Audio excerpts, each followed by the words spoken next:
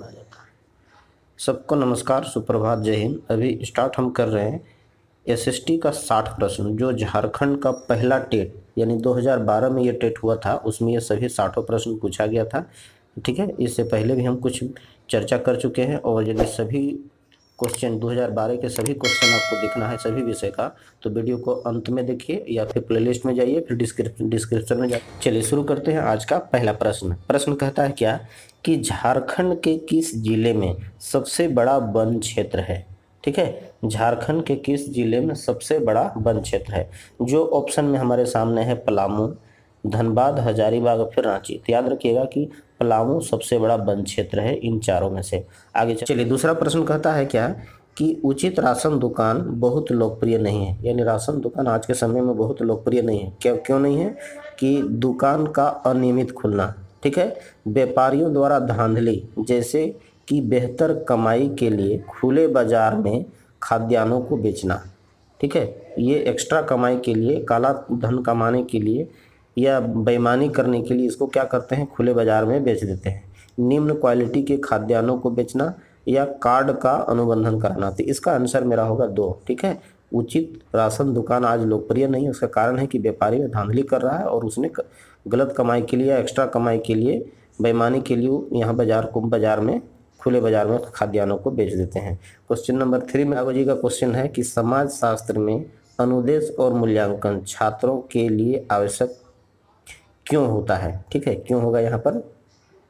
किताबी ज्ञान तक सीमित करने के लिए नहीं, ज्ञान बढ़ाने के लिए, अनुशासित जांच में संलग्न होने के लिए। ठीक है, और 4 में कहता है कि क्लासरूम के अतिरिक्त संसार से जुड़ने के लिए। तो इस क्वेश्चन का आंसर होगा क्या कि अनुशासित जांच में संलग्न होने के लिए। ठीक है, यही इसका आंसर होगा। चलिए, क्वेश्चन नंबर 4 में कह रहा है क्या,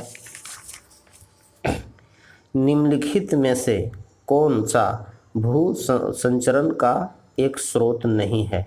ठीक है, कौन सा भू संचरण का एक स्रोत नहीं है?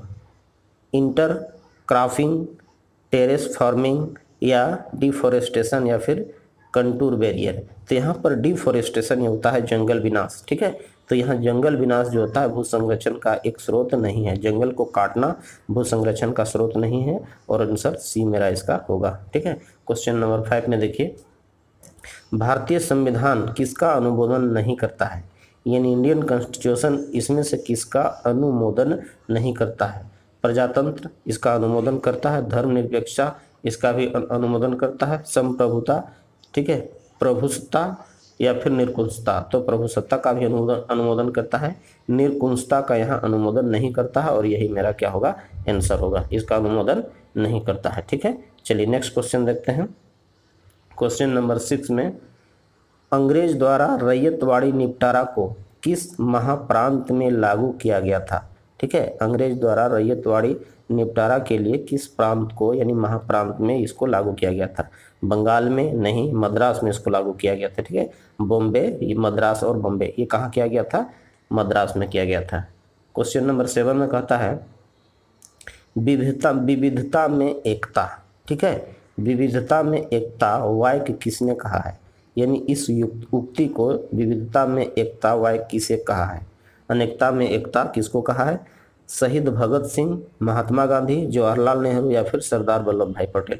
तो याद रखिएगा कि विविधता में एकता वाक्य कही गई है महात्मा गांधी के द्वारा। ठीक है, क्वेश्चन नंबर 8।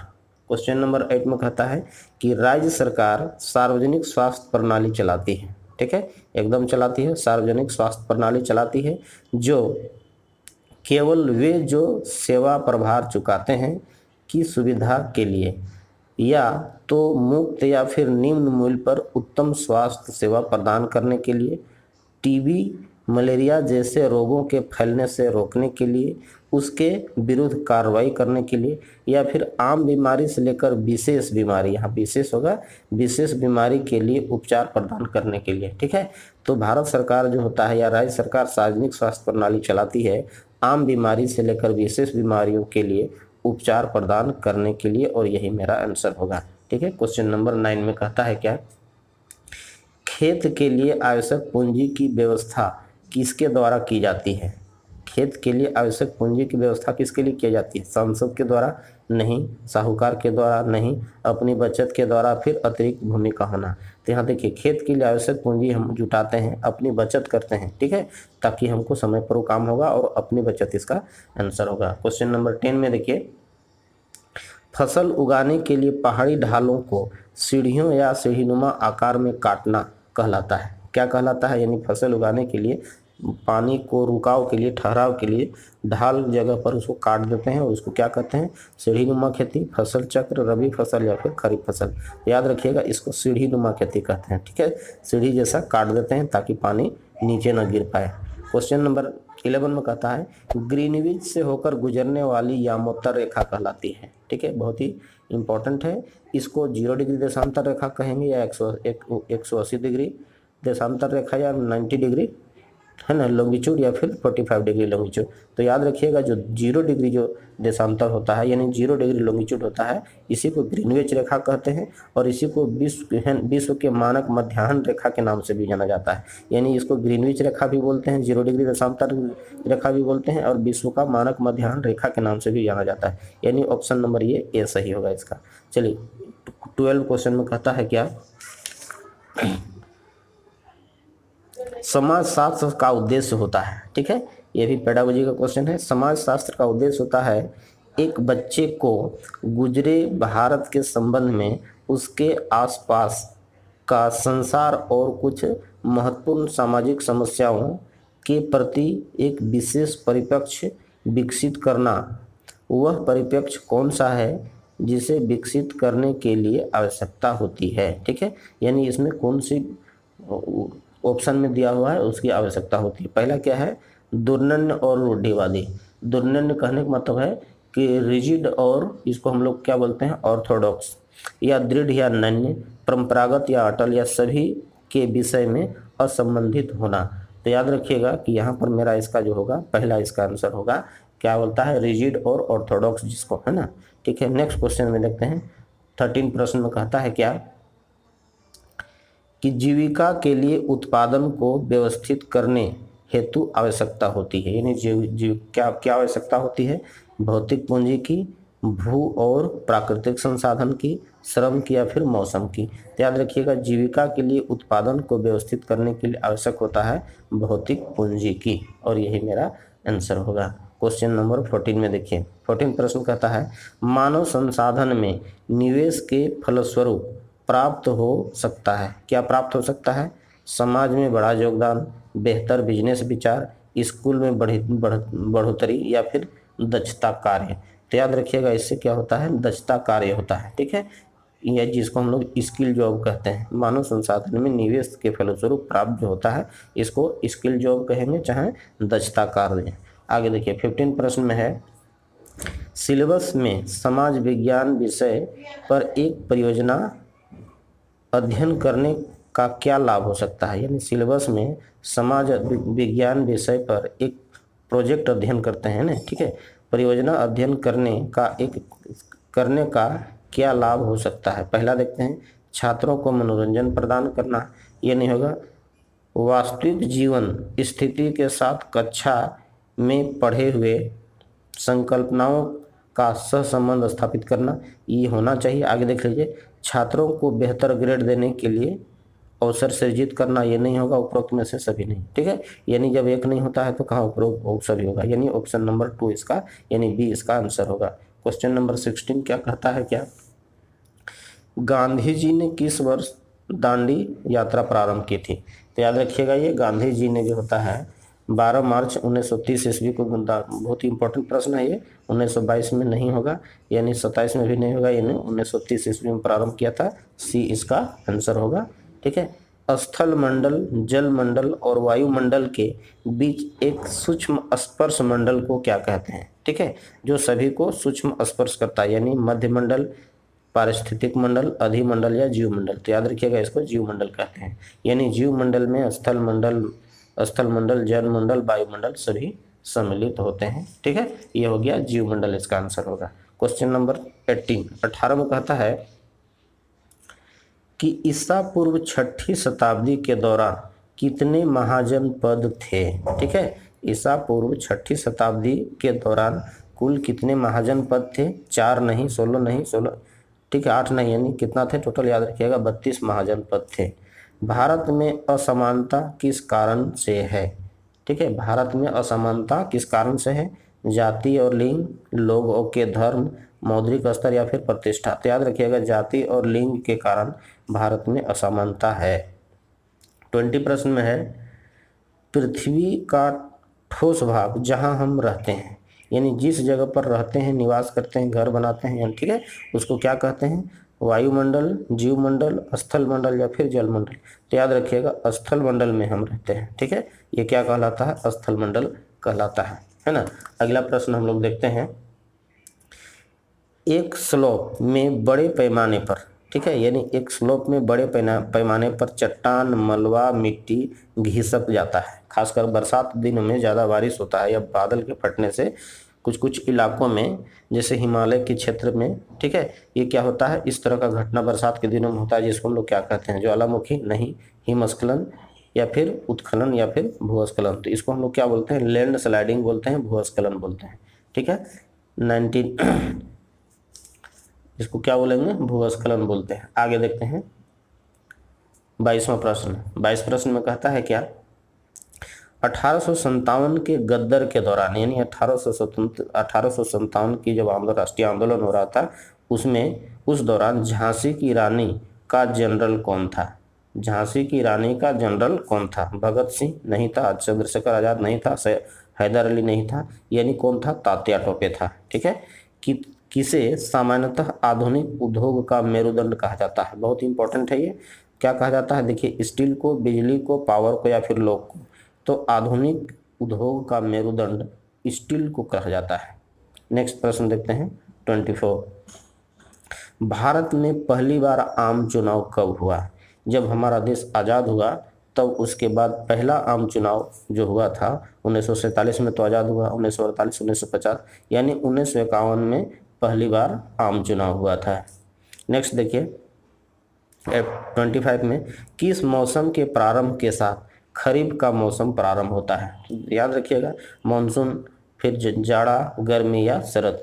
तो हम लोग को जैसे ही मानसून स्टार्ट होता है खरीफ मौसम स्टार्ट हो जाता है, यानी पानी जैसे ही गिरता है और उसके बाद विभिन्न पर धान का बीज लगाते हैं, और यानी सीधा सीधा है क्या होता है? खरीफ मौसम का प्रारंभ हो जाता है। ठीक है, कि अंग्रेज सरकार से भारत को आज़ाद कराने के संग्राम में लोगों को शामिल होने का कारण क्या था? यानी जब हमारा देश अंग्रेजों में के गुलाम में था, उसके अधीन में था, तब उसको आज़ाद कराने हेतु, ठीक है, संग्राम में जितना लोग शामिल हुए, आंदोलन में जितना लोग शामिल हुए, उसका क्या कारण था? शामिल होने का कारण क्या था? सभी में समानता नहीं, उपनिवेश शासन से मुक्ति, पैसा कमाना, या निर्णय निर्धारण में हिस्सेदारी के लिए। तो याद रखिएगा, हमको क्या होता है? उपनिवेशीय शासन से मुक्ति, यानी आज़ादी था, गुलामी से मुक्ति चाह रहे थे, इसलिए इसका आंसर क्या होगा? बी होगा। 27 प्रश्न में कहता है, समाज शास्त्र में शिक्षण और ज्ञानार्जन शक्तिशाली होते हैं। ठीक है, समाज शास्त्र में शिक्षण और ज्ञानार्जन जो होते हैं शक्तिशाली होते हैं जब ये निम्नलिखित की तरह होते हैं, सिवाय चुनौतीपूर्ण और सक्रिय, अर्थपूर्ण, कठिन और भ्रामक, मूल्य पर आधारित। तो याद रखिएगा, यह क्या होता है? कठिन और भ्रामक होगा। यानी समाज शास्त्र में शिक्षण और ज्ञानार्जन शक्तिशाली होते हैं जब ये निम्नलिखित के तरह होते हैं, यानी किसके छोड़ करके? कठिन और भ्रामक को छोड़ करके बाकी सब होते हैं। ठीक है, इसीलिए इसका आंसर एट में कहता है न्यायपालिका का कार्य नहीं है। यानी न्यायपालिका का क्या है? जैसे हमारे यहाँ होता है विधायिका, कार्यपालिका और न्यायपालिका, तो यहाँ कहता है कि न्यायपालिका का यहाँ कौन सा काम नहीं है। ठीक है, विवाद का समाधान, यानी यहाँ समाधान होगा ये, ठीक है, मिस्टेक है। विवाद का समाधान करना न्यायपालिका कार्य होता है। न्यायिक समीक्षा भी न्यायपालिका करती है। कानून यहाँ पर ये नहीं बनाती है। ठीक है, यानी यह कानून जो होती है नहीं बनाती है, कानून और मौलिक अधिकारों को लागू करवाता ये होता है, यानी यहाँ क्या होता है? ये कानून ये नहीं बनाती है। ठीक है, 29 में देखिए, एक आबादी की गुणवत्ता किस पर निर्भर करती है? ठीक है, याद रखिएगा, एक आबादी की गुणवत्ता किस पर निर्भर करती है? ध्यान रखिएगा, ये क्वेश्चन को जैक ने गलत आंसर दिया था, निरक्षरता दिया था, है ना, जो कि गलत होता है। ठीक है, आबादी की गुणवत्ता को साक्षरता दर, निरक्षरता, कौशल निर्माण या फिर एक व्यक्ति का स्वास्थ्य। तो इसका आंसर होगा साक्षरता दर, यानी आबादी की गुणवत्ता साक्षरता दर पर निर्भर करती है। ठीक है, ये क्वेश्चन पर विवाद हुआ था। जैक ने इसको निरक्षरता माना था, जो कि गलत है, वो ऑप्शन था। बाद में लड़का लोग ऑब्जेक्शन किए तो इसको बाद में सुधारा गया। ठीक है, साक्षरता दर इसका आंसर होगा। पृथ्वी को प्रत्येक 1 घंटे में 24 घंटे समय मंडल में बांटा गया है, यानी पृथ्वी के प्रत्येक 1 घंटे के 24 घंटे समय मंडल में बांटा गया है। प्रत्येक मंडल में होते हैं, क्या होते हैं, 10 डिग्री देशांतर या फिर 15 डिग्री देशांतर, 30 डिग्री देशांतर या फिर 20 डिग्री देशांतर। तो याद रखिएगा इसमें 15 डिग्री लॉन्गिट्यूड होगा इसका आंसर। ठीक है, कैलकुलेट करके भी हम लोग निकाल सकते हैं इसको। 360 डिग्री 24 घंटा में घूमती है, तो 360/24। ठीक है, आगे चलिए। Question number 31, question number 30। ठीक है, क्वेश्चन नंबर 31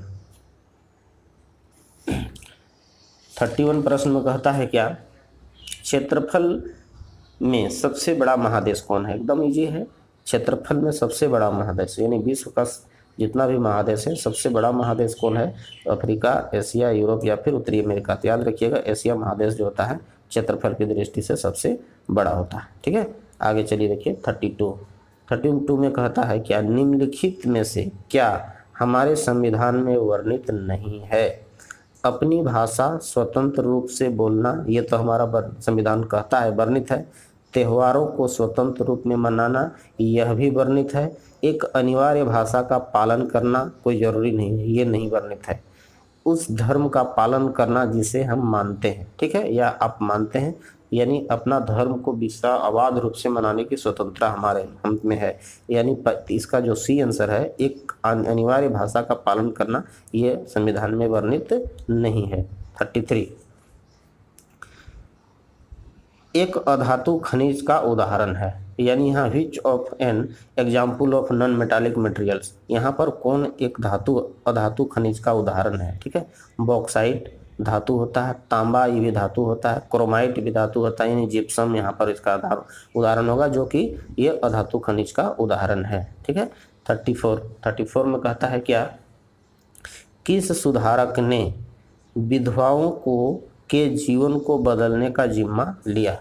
यानी समाज सुधारक जो हमारे थे, सोशल रिफॉर्मर, उसमें से कौन थे इनमें से जिसने विधवाओं के जीवन को बदलने का निर्णय लिया था। ठीक है, थोड़ा सा मिस्टेक हो गया, यहाँ ए में होगा आपका राजा राम मोहन राय। ठीक है, राजा राम मोहन राय।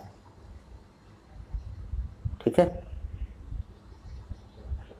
राजा राम मोहन राय।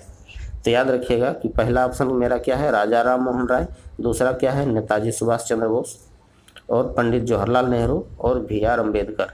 तो विधवाओं के जीवन को सुधार करने का जिम्मा राजा राम मोहन राय ने लिया था। ठीक है, इसका आंसर होगा। चलिए 35 में, पृथ्वी का वह क्षेत्र जहां अधिकतम गर्मी प्राप्त होती है, यानी पृथ्वी का सबसे अधिक गर्मी कहाँ प्राप्त होती है, उसको क्या कहते हैं। तो शीत कटिबंध तो नहीं होगा, क्योंकि जहां हम ज़्यादा गर्मी प्राप्त करेंगे तो वहाँ गर्म होगा। शीतोष्ण ये भी नहीं होगा, उष्ण होगा, यानी गर्म होगा वो। ठीक है, इसको हम लोग उष्ण कटिबंध कहेंगे, मध्यम कटिबंध नहीं, यानी इसका आंसर सी होगा। 36 में देखिए, ये हड़प्पा के शहर लगभग कितने वर्ष पहले विकसित हुए थे। 2000 वर्ष पूर्व, 4000 वर्ष पूर्व, या फिर 4700 वर्ष पूर्व, या फिर 10,000 वर्ष पूर्व। तो याद रखिएगा कि हड़प्पा का जो शहर थे लगभग 4700 वर्ष पूर्व विकसित हुए थे। देखिए 37, बेरोजगारी के फलस्वरूप होता है, क्या होता है बेरोजगारी के फलस्वरूप, समाजवादी परवादी, या फिर मानव शक्ति में परवादी, फिर आर्थिक अतिभार में वृद्धि, या फिर शेयर मूल्य में वृद्धि। तो याद रखिएगा बेरोजगारी के फलस्वरूप मानव शक्ति में परवादी होता है। ठीक है, वेस्टेज ऑफ मेन पावर, यानी मेन पावर में क्या होता है, वेस्टेज ऑफ मेन पावर, इसका आंसर होगा 38, वेस्टेज ऑफ मेन पावर। ठीक है, 38 में देखिए, औजारों और हथियारों को बनाने के लिए प्राचीन लोग किसका इस्तेमाल करते थे। यानी प्राचीन काल में आप पढ़े होंगे एंशिएंट पीरियड में एंशियंट हिस्ट्री में कि औजार और हथियार को बनाने के लिए लोग यानी प्राचीन काल में लोग किसका इस्तेमाल करते थे? सोना और चांदी का औजार बनाने में उपयोग नहीं किया जाता था, कभी नहीं किया गया है। तांबा और कांसा, मनिका और सोना, मिट्टी और चांदी। याद रखिएगा, तांबा और कांसा का प्रयोग जो करता था पहले हथियार बनाने में प्राचीन काल में करते थे। ठीक है, औजार और हथियार बनाते थे इससे। 39 में देखिए 1854 में, ठीक है, 1854 में ईस्ट इंडिया कंपनी द्वारा जारी वुड डिस्पैच में किसकी रूपरेखा का विवरण था? देखिए, मिलिट्री संयोजन नीति, शैक्षिक नीति, या फिर प्रशासन और कराधान नीति, या मिशनरी नीति। याद रखिएगा 1854 का जो वुड डिस्पैच है ईस्ट इंडिया कंपनी का, इसमें शिक्षा के बारे में वर्णन किया गया था, यानी शैक्षिक नीति के बारे में उसमें लिखा गया था, कहा गया था। 40 प्रश्न में है 21 मार्च और 27 सितंबर को पूरे पृथ्वी पर दिन और रात समान होते हैं, यानी 50 माने आधा माने 12 घंटा का दिन और 12 घंटा का रात होता है। 21 मार्च और 23 सितंबर को पूरे पृथ्वी पर साल में 2 दिन, ठीक है, 21 मार्च और 23 सितंबर को दोनों दिन क्या होता है? बराबर बराबर होता है, यानी दिन भी बराबर और रात को भी बराबर। तो इसको हम लोग कहते क्या है? विषुवत रेखा नहीं कहेंगे, ठीक है, इक्वेटर नहीं कहेंगे, विषुव जिसको इक्विनॉक्स कहते हैं, इक्विनॉक्स कहते हैं। ठीक है, आगे देखिएगा, समान ये नहीं होता है और समभुज ये भी नहीं होगा, यानी क्या कहलाता है? विषुव कहलाता है, इक्विनॉक्स उसको कहते हैं।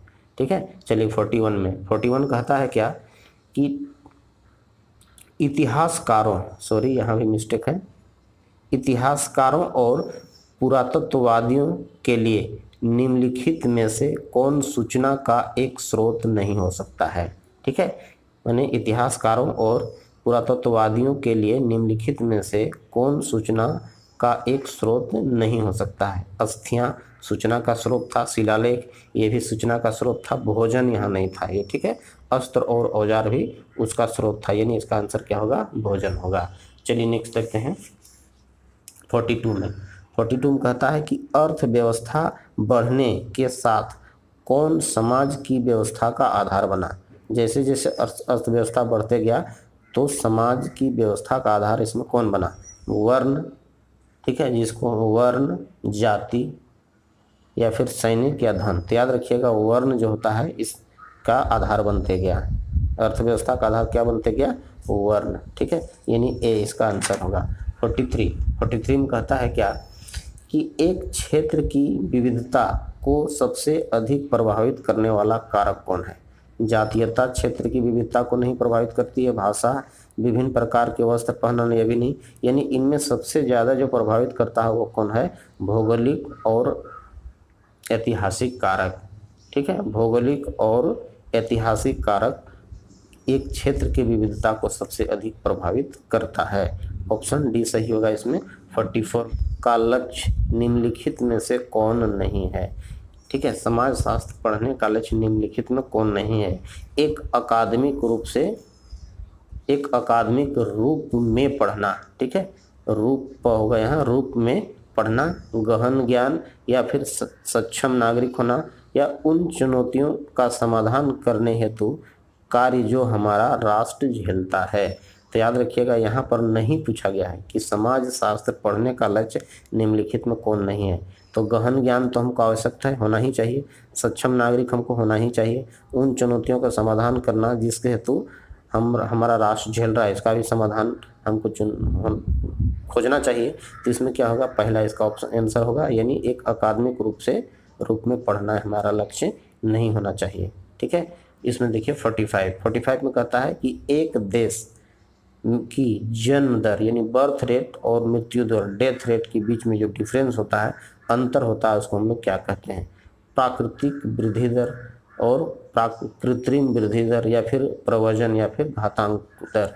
याद रखिएगा कि यह नेचुरल जो ग्रोथ होगा, ठीक है, यानी नेचुरल बर्थ और नेचुरल डेथ के बीच में जो डिफरेंस होता है इसको हम लोग प्राकृतिक वृद्धि दर, नेचुरल ग्रोथ रेट कहेंगे। ठीक है, ऑप्शन नंबर इसका ए सही होगा। ठीक है ना, उसी तरह देखते हैं हम लोग 46 में कहता है कि मौर्य साम्राज्य की स्थापना किसने किया?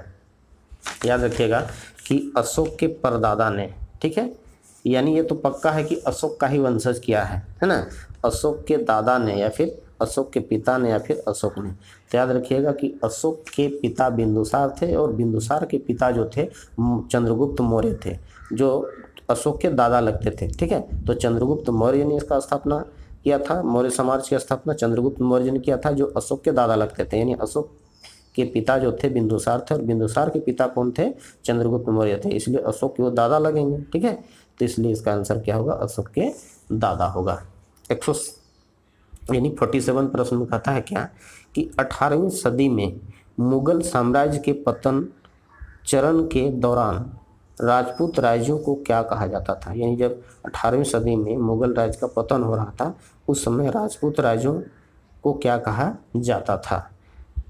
इजारेदार नहीं, नायक नहीं, महाजन नहीं, यानी क्या कहा जाता था, वतन जागीर कहा जाता था। याद रखना है इसको कि 18वीं सदी में मुगल साम्राज्य की जब पतन हो रहा था उस दौरान में राजपूत राज को वतन जागीर कहा जाता था, पतन जागीर कहा जाता था। ठीक, 48 में कहता है कि सन 1336 में विजयनगर साम्राज्य की दीवारें किसकी मदद से तैयार की गई। ठीक है, किसकी मदद से तैयार की गई, यानी मिट्टी से, सीमेंट से, खरल से या पच्चड़ों को एक साथ गूंथ करके।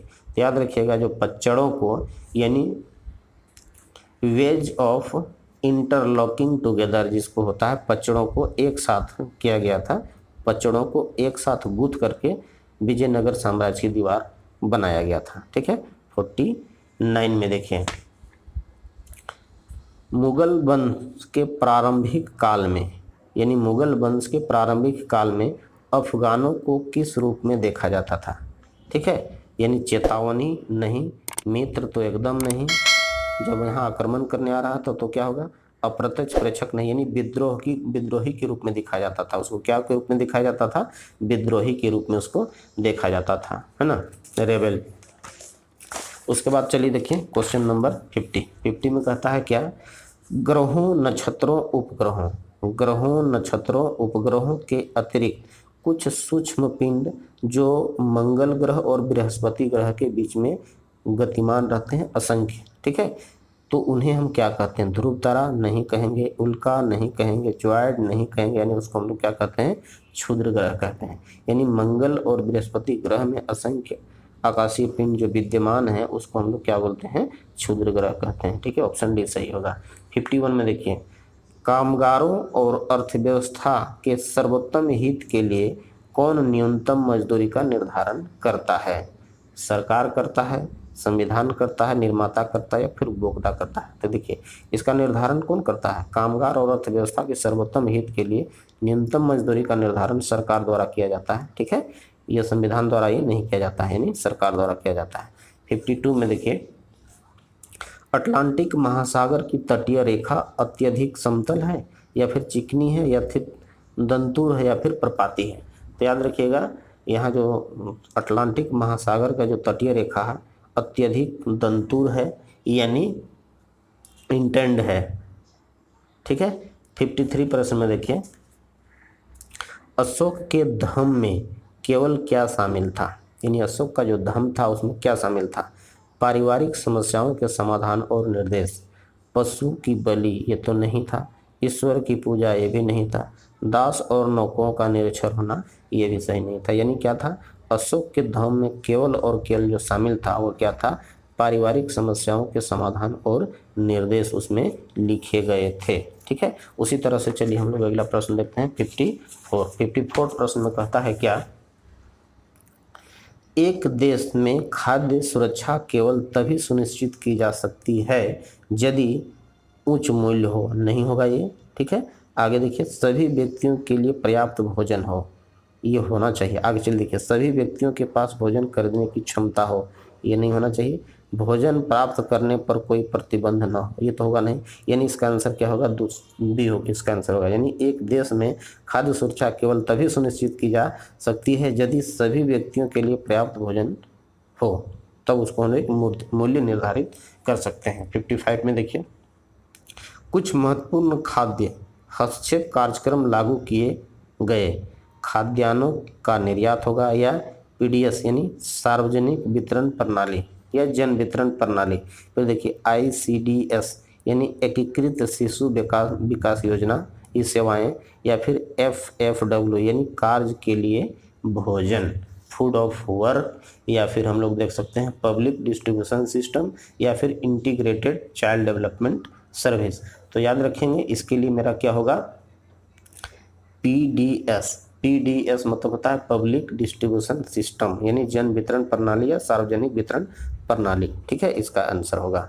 नेक्स्ट देखते हैं 56 में कहता है क्या, हमारे सौर प्रणाली में एक ग्रह को पृथ्वी का जुड़वा और उसके आकार और आकृति के कारण कहा जाता है, यानी पृथ्वी के जैसा ही उसका आकार है, आकृति है, उसके कारण कहा जाता है। वह कौन सा ग्रह है? मंगल नहीं, शुक्र होगा, यानी शुक्र को क्या कहा जाता है, पृथ्वी का बहन कहा जाता है, यानी जुड़वा ग्रह कहा जाता है। नेपच्यून तो नहीं होगा, बृहस्पति भी नहीं होगा, यानी क्या होता है, इसको हम लोग वेनस को कहते हैं। ठीक है, शुक्र को कहते हैं। 57 में देखिए बिरसा मुंडा यानी यह तो नाम क्लियर है एकदम आसान प्रश्न है कि बिरसा किस जनजाति के अंतर्गत आते थे।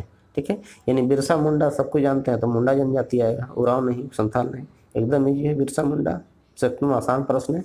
58 प्रश्न में देखिए 58 में कहता है क्या, सन 1757 में प्लासी युद्ध के पश्चात अंग्रेजों द्वारा किस किले का निर्माण किया गया था। ठीक है, जब 1857 ईस्वी में युद्ध हुआ, प्लासी का युद्ध हुआ, तो उसके बाद अंग्रेजों द्वारा किस किले का निर्माण किया गया था। फोर्ट हेनरी नहीं, फोर्ट सेंट जॉन नहीं, फोर्ट विलियम याद है यही किया गया था, फोर्ट एडवर्ड। यानी क्या किया गया था कि 1857 में प्लासी युद्ध के पश्चात अंग्रेजों द्वारा फोर्ट विलियम किले का निर्माण किया गया था। 59 प्रश्न में चलिए देखिए, दिल्ली का प्रथम तुर्क शासक कौन था, यानी कुतुबुद्दीन ऐबक, महमूद गजनी, या फिर अलाउद्दीन खिलजी, या फिर मोहम्मद गोरी। याद रखिएगा दिल्ली का प्रथम तुर्क शासक जो था वह कुतुबुद्दीन ऐबक था, जो गुलाम वंश का था। ठीक है, आगे चलिए 60 प्रश्न में कहता है कि 8वीं सदी में दक्षिण भारत में व्यापार शिल्प संघ था, कौन था, मणिग्राम, या फिर ओसवाल, बोहरा, या फिर सेना। तो 8वीं सदी में दक्षिण भारत में जो शिल्प संघ था उसको मणिग्राम कहते थे। ठीक है, देखिए चलिए यहाँ पर देखिए एसएसटी का 60 प्रश्न था और 60 प्रश्न हम लोग चर्चा कर लिए। ठीक है, ओके, धन्यवाद। यदि वीडियो अच्छा लगा तो कृपया जरूर सब्सक्राइब करें, क्योंकि हम इसी चैनल के माध्यम से टेट का कंप्लीट तैयारी करवाएंगे आपको। ओके, धन्यवाद, बाय।